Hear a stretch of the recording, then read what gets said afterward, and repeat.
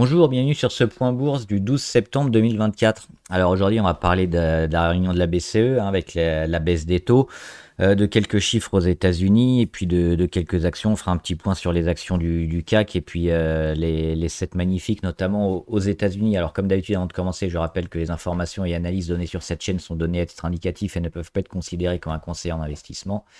L'investissement en bourse est risqué, vous êtes responsable de tous les investissements que vous faites. Alors aujourd'hui, on aura la semaine prochaine la Fed qui baissera ses taux également. On avait aujourd'hui la BCE à 14h15 avec Christine Lagarde qui a annoncé la baisse des taux. Et donc on est passé de 4,25, on le voit sur ce graphe, c'est le taux de refinancement notamment pour les banques, à près de 3,65. Alors on n'est pas allé à 3,75. Pour des raisons techniques, apparemment, on a baissé de 15 points de base en plus, donc 3,65, c'est une baisse importante. C'est quand même un signal fort donné par la BCE. On le voit, on avait baissé à l'avant-dernière réunion. La première réunion où on enclenche la phase de baisse. La dernière réunion, ça n'avait pas été le cas. On avait fait une pause. Et là, on fait une grosse baisse. Donc c'est vraiment pour aider au maximum les banques et les financements, les entreprises également, pour le financement, le désendettement, etc., pour relancer un peu l'économie. Alors on peut baisser parce qu'on a quand même des bons chiffres sur l'Europe, notamment sur l'inflation. Alors, en Europe en elle-même, on n'est pas encore à 2%, mais dans pas mal de pays comme la France et l'Allemagne, on est à moins de 2%, on est à 1,9%. Donc ça, c'est une bonne chose. Maintenant, c'est la suite des chiffres qui vont déterminer qui vont être importants pour l'économie. C'est-à-dire, est-ce qu'on va avoir c'est ce qu'on appelle un peu un soft landing ou pas? Est-ce qu'on va atterrir doucement et pas avoir de récession et puis une économie tellement au ralenti que c'est un peu la panique partout? Ou est-ce qu'on va avoir effectivement cette panique et des chiffres, notamment le chômage, notamment l'économie au ralenti, le manque de croissance, etc. C'est maintenant que ça se joue. Alors, enfin, ça s'est joué déjà depuis plusieurs mois, mais ça continue de se jouer maintenant, à savoir comment on va réussir à atténuer le choc de la post-inflation et comment l'économie va s'en sortir.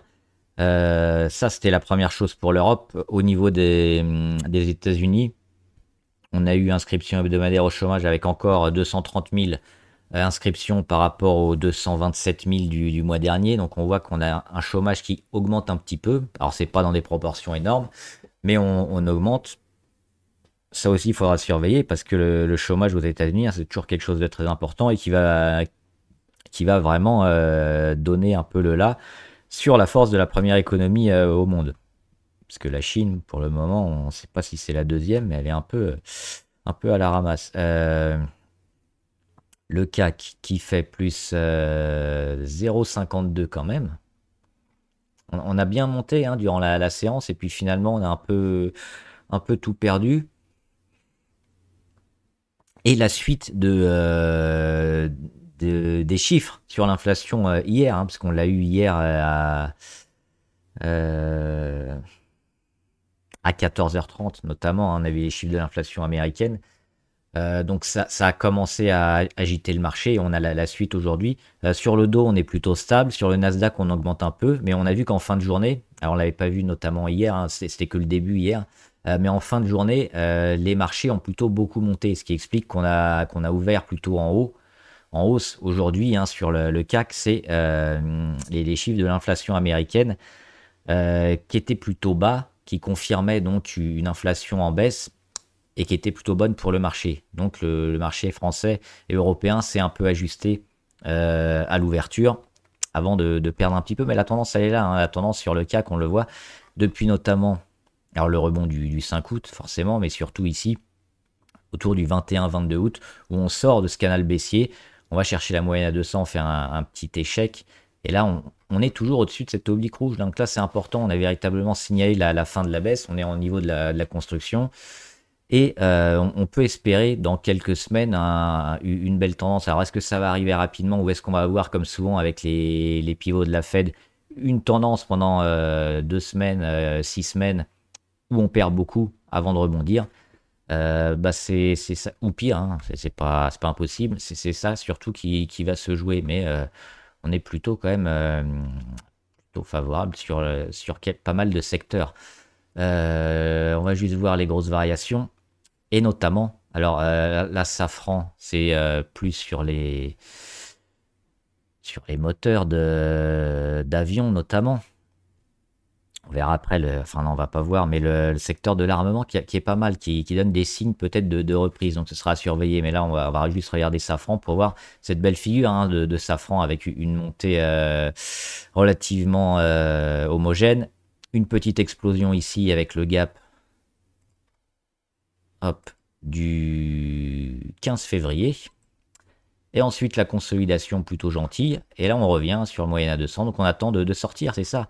Donc Safran, elle pourrait donner dès la semaine prochaine des signaux de redémarrage. Donc plutôt intéressant.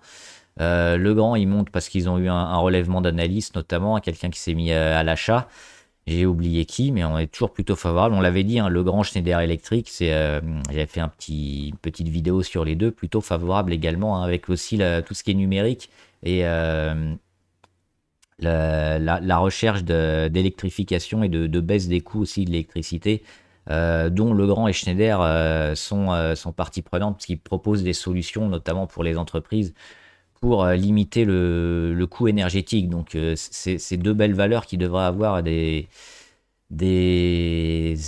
trimestres prochains plutôt intéressants, et qui seront d'autant plus intéressants si on a de la reprise. Pour l'instant, on ne l'a pas. Et on a quand même des résultats plutôt intéressants. Donc, c'est dire la marge qu'ont probablement Legrand et Schneider. Et puis Edenred, on avait parlé hier, toujours mauvais. Hein, on n'a pas de signaux positifs, donc ça continue de baisser. Et je voulais voir surtout, oui, les 7 magnifiques pour voir la suite de ce qui s'est passé hier. C'est-à-dire, on le voit ici avec Nvidia. 14h30, hein, on n'était pas très haut encore, et puis quand les chiffres sont arrivés, beaucoup de volatilité, on est monté, on est descendu, et on est remonté très fort. Et au final, Nvidia, dans la journée, elle a pris 8%, et il y a beaucoup de valeurs techno notamment qui ont bien monté, parce que les technos, elles sont assez souvent volatiles par rapport au taux directeur. Donc là, ça leur fait un coup de bien, et elles sont dans la consolidation qu'on avait dit hein, depuis des semaines, de ne pas paniquer sur les technologiques, parce qu'il y a encore un gros potentiel. On est dans la phase de conso, voire de congestion, et on l'a vu sur Nvidia, hein, elle fait exactement ce qu'on a dit, c'est-à-dire le rebond autour des 100, et là elle va rebondir gentiment vers les 125 ou 130, avant probablement encore de consolider, puis il y a un jour où elle va repartir. Meta Platform, alors on va pas l'ordre alphabétique, c'est pas grave. Meta Platform, c'est pareil, on est en train de latéraliser, on est en train de digérer un peu toute cette hausse qui a été très forte. Mais sur Meta, les chiffres, notamment de la publicité, étaient bons dernièrement. Donc là aussi, on attend le redémarrage. Ça peut durer longtemps, on le voit. Hein, le dernier plus haut ici à 530, il date du mois d'avril. Donc mai, juin, juillet, août, septembre, ça fait 5 mois. Ça fait 5 mois qu'on fait rien. Donc c'est pour ça qu'il faut attendre encore, et plutôt que de s'investir tout de suite et bloquer une partie du capital pour quelque chose qui va servir à rien, attendre des signaux de reprise, mais qu'on aura probablement un peu tous en même temps hein, sur l'IA. Mais qui devrait repartir, et notamment hein, quand on aura la plupart des moyennes qui seront rassemblées. Et là, c'est pas encore le cas parce qu'on est à près de 10% de la moyenne la plus haute. Alphabet, Google. Alors eux, ils consolident un peu plus fortement. Il y a eu beaucoup d'investissements, notamment sur l'IA, trop d'après les investisseurs, mais c'est quelque chose qui va payer forcément. Là aussi, on surveille hein, l'oblique. On est en train de bien travailler juste sous la moyenne à 200. On a quelques supports. On a éventuellement un petit gap à combler. Là aussi, il y aura, je pense, une opportunité d'achat super intéressante. On a perdu près de 20% sur une valeur largement leader hein, dans son secteur. Le cloud aussi, hein, qui rapporte de l'argent. Donc, éventuellement, le comblage de gap à 143, mais sinon, on pourrait avoir un petit redémarrage avant. Il y avait aussi, on avait parlé des ETF, ETF IA. qui englobe toutes ces valeurs-là, hein, qui enveloppe Nvidia, Alphabet, IBM. J'ai pas mis, on va regarder après IBM, mais c'est une des valeurs les plus intéressantes en ce moment. Amazon, on le voit, hein, Amazon. Moi, j'étais rentré assez mal parce que juste après, il y a eu les résultats et elle a perdu beaucoup. Sur les résultats, elle a perdu hop, en 2 jours 12% et on est même descendu à moins 17. Je suis resté parce que Amazon, c'est pareil, la visibilité, les perspectives, elles sont monstrueuses. Donc c'est que des petits soubresauts, des aléas, mais le cours, le gap, il finira par être comblé et ça a été fait assez rapidement et on le voit, on est déjà au-dessus après avoir renforcé un peu plus bas sur Amazon. Donc là aussi, toujours un discours plutôt très fort hein, sur Amazon, en plus avec AWS hein, sur Amazon qui rapporte aussi pas mal, donc toujours très, très favorable sur cette valeur et toutes les valeurs IA techno qu'on peut avoir soit en stock picking comme ça, soit avec des ETF dont on a déjà parlé. Apple, alors ils ont annoncé hier ou avant-hier leur nouvel iPhone, je crois, l'iPhone 5000, hein, à force de faire des nouvelles variétés toutes les semaines. On doit en être à peu près au 5 millième. C'est quand même un peu haut sur Apple. Alors ça fait partie des plus grosses valorisations au monde. Il faudra avoir plus de chiffres sur les ventes, mais avec un marché chinois déjà qui est pas au mieux, avec la concurrence chinoise, notamment sur les téléphones portables, qui en nombre est important, hein, on a pas mal de constructeurs. C'est un point noir un peu sur Apple, qui s'en sortent quand même plus que bien hein, quand on voit les chiffres. Ils n'ont pas que ça, évidemment. Apple, il y a toute une gamme. Hein. Mais ça manque un peu. Apple, ça a souvent été un leader et un précurseur dans les nouveautés, dans les nouveautés technologiques un petit peu où ils arrivent à le faire adopter assez rapidement comme un produit intéressant et phare. Et là, dernièrement, je trouve que ça manque de nouveautés. On n'a pas trop les produits Apple où on se dit waouh, c'est révolutionnaire, c'est intéressant. Alors, c'est peut-être juste une vue personnelle, mais j'ai pas l'impression qu'Apple, ils arrivent à se renouveler. Alors, les graphes ne nous le disent pas, hein, parce que là, on est quand même super haut, c'est toujours largement positif. Mais quels vont être les relais de croissance sur Apple? Moi, je les vois pas trop. Donc, c'est pour ça que je suis un peu parmi les grosses technos.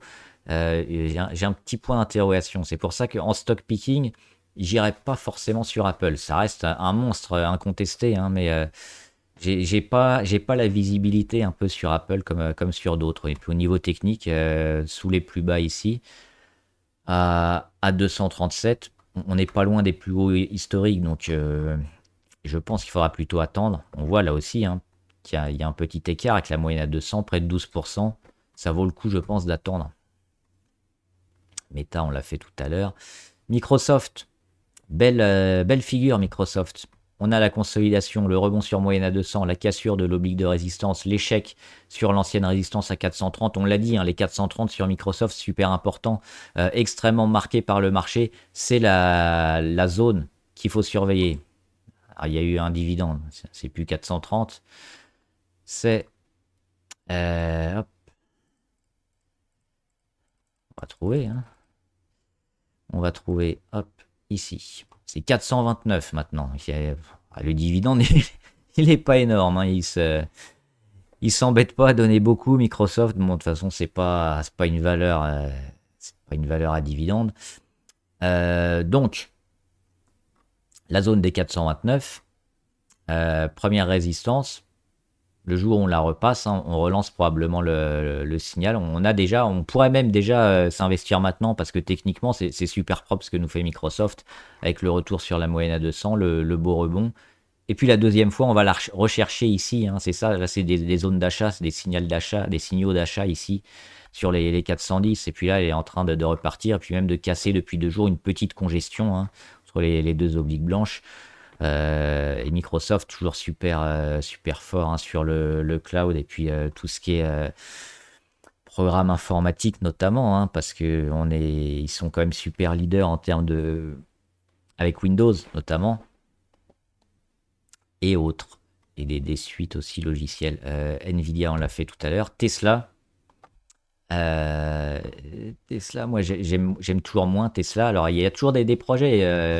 Elon Musk qui nous sort toujours des projets un peu de derrière les fagots qui sont un peu des fois un peu loufoques.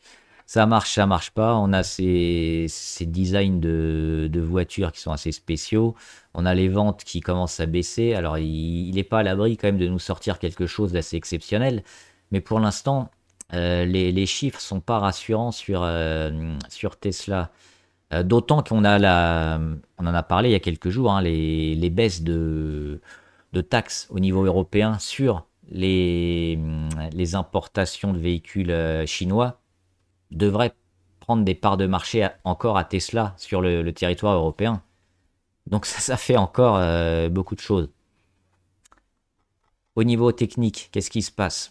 On a cassé cette grosse résistance ici qui date des plus hauts historiques 2021, 2022, 2023. On le casse ici 2024, cet été. On fait l'échec sur résistance à 265. On revient à la moyenne. Et on en est là. Donc là, on est véritablement dans une phase de congestion plutôt intéressante. Ici, tout ça.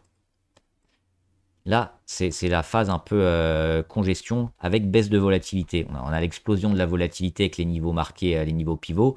Et derrière, on va de moins en moins haut et de moins en moins bas. Le tout, c'est après, qu'est-ce qui se passe? Est-ce qu'on arrive à casser un peu vers le haut ou plutôt vers le bas? À ce stade, je ne suis pas devin, j'en ai aucune idée. Mais si je regarde les chiffres, j'aurais plutôt tendance à les voir vers le bas. On va pas anticiper comme d'habitude. Mais ça se surveille, cette congestion qui est en train de se passer sur Tesla. J'ai pas fait les matières premières juste pour voir hein, que le Brent réagit. Hein, on l'avait dit, il n'y a pas de panique à avoir sur le pétrole. Les pays producteurs de pétrole, ils s'entendent un peu avec tout le monde pour avoir un pétrole cher. Donc, début de rebond, rien d'énorme à ce stade, mais si ça se continue, on a parlé de Total, éventuellement Esso, pour d'autres, il y en a d'autres, il y a Technip Énergie, j'ai pas regardé, mais oui, on pourra surveiller pas mal de valeurs qui pourraient repartir. Ça va aussi être soumis à la volatilité des chiffres économiques. Hein. Si on a une croissance attendue qui est plutôt bonne, avec l'augmentation peut-être du PIB ou des chiffres comme ça, ça va aider le pétrole et le Brent à remonter. Donc les pétrolières à remonter. C'est peut-être ça qu'il faut regarder et attendre avant de rentrer. Et l'or, plus haut historique sur l'or. Alors certains l'attendaient hier. On l'a eu aujourd'hui finalement, la confirmation hein, de l'explosion un peu de l'or. Alors, chose un peu surprenante parce qu'on a l'or qui monte et on a aussi le dollar qui monte. Il y a tout qui monte. D'habitude, c'est un peu des destins inverses. Et là, on le voit. Hein, alors là, je l'ai mis par rapport à l'euro. Donc l'euro qui baisse, c'est-à-dire que le dollar monte. Le dollar monte et l'or monte. Il y a un peu tout qui monte. C'est pas ce qu'on a habituellement, mais bon, ça arrive. Regarder ailleurs hein, sur des paires de monnaie. Dollars, évidemment j'ai plus de trucs en dollars. Face au yen, ça baisse un peu le dollar, mais bon, pas grand chose. Hein. On est déjà sur les plus bas, il y a plus de chances de remonter. Hein. Je pense que le dollar revient un peu plus fort. Et oui, je voulais voir juste donc avec les minières or. Ça explose de partout. Et l'argent, c'est ça que je voulais voir. L'argent qui a explosé aujourd'hui, hop, plus 3%. On le voit, hein, c'est le moment peut-être de se placer. On avait mis cette ellipse orange ici pour la zone éventuellement d'investissement. Là, on est dans les 2 premières journées hein, qu'on avait notées pour peut-être le début de l'explosion. Donc elle arrive peut-être un peu tôt. Ça va même peut-être mettre encore pas mal de temps, hein. C'est-à-dire qu'on va peut-être faire ça avant de repartir. Ou alors on va partir tout de suite. Mais là, il y a un beau signal sur l'argent. Ça peut être intéressant. Et puis toujours le véritable signal, hein, sur cassure ici avec des 31 pour arrondir. 31 sur l'argent, on aura un beau signal acheteur. Et donc forcément, toutes les minières or et argent sont à l'achat. On le voit notamment sur Core Mining, plus 14, mais aussi sur First Majestic Silver, hein, qui était un peu à la ramasse. Il remonte. Donc, alors l'argent, je suis toujours un peu prudent, même si on a des signaux super intéressants, on n'a pas encore de véritable gros démarrage. Je préfère éventuellement l'or. Et donc, alors il y a beaucoup, hein, d'or. Je suis rentré récemment sur Barrick Gold. Je pense que ça peut être intéressant, Barrick Gold, parce qu'ils ont alors aussi une dimension or et cuivre notamment. Ils sont importants. Donc, avec un cuivre qui fait rien depuis un moment et l'or qui est déjà au-dessus. Si le cuivre fait son rattrapage, ça pourra aussi lui bénéficier à Barrick Gold. Et puis sinon, ils ont quand même toujours cette dominance or qui va les aider et augmenter leur marge tout au long de l'année, et donc sur les prochains résultats. Si on fait du technique sur Barrick Gold, on a cette grande oblique ici, et puis la cassure qu'on a eue, le faux départ le 16 juillet environ. On revient, et gap haussier ici, entre le 9 août et le 12 août, gap haussier. Donc là, on pouvait même acheter. On va chercher des plus hauts, on consolide un peu. Nouveau gap haussier entre hier et aujourd'hui, forcément, hein, le prix de l'or a explosé. Donc Barrick Gold, une valeur. Il y a Newmont aussi, il y a plein d'autres valeurs, hein, mais celle-là est plutôt intéressante aussi. Puis il y en avait juste une aussi que je voulais voir, c'était Eclat Mining. Eclat Mining, on le voit, hein, la grosse résistance à 6,19. Échec, échec, échec. Aujourd'hui, on est encore dessus. Là, il y a des chances de la passer, hein. Je pense que cette fois, on va confirmer au-dessus et on va aller gentiment vers les 7. Voilà, je ne fais pas les valeurs abonnées, j'ai pas eu le temps de regarder, je ferai ça demain. Dites-moi ce que vous en pensez, les valeurs qui vous intéressent, hein, votre avis sur l'économie et tout. On en discutera en graphe et en commentaire. Bon trade, à plus!